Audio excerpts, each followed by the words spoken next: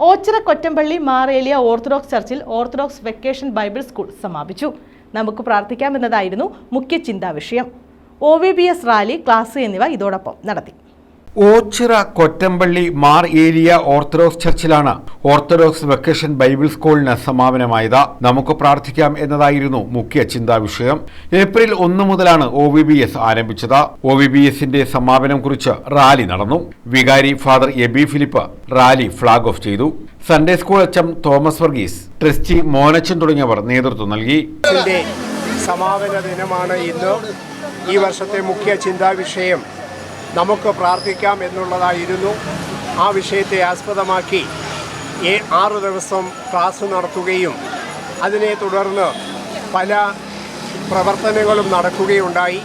TB hospital സന്ദർശിച്ച് അവർക്ക് ഒരു നേരത്തെ ഭക്ഷണം കൊടുത്തു, സ്നേഹവിരുന്ന് ക്രമീകരിച്ചു, യോഗ ക്ലാസ് നടത്തി, ആരോഗ്യ സംരക്ഷണ ക്ലാസ് നടത്തി, വിശുദ്ധ കുർബാന അനുഭവവും റാലിയും അതിനെ തുടർന്ന് ഭവന സന്ദർശനവും നടത്തുന്നുണ്ട്. തോമസ് വർഗീസ്, ജോർജ് കുട്ടി തുടങ്ങിയവരും പങ്കെടുത്തു. News bureau, Ochira.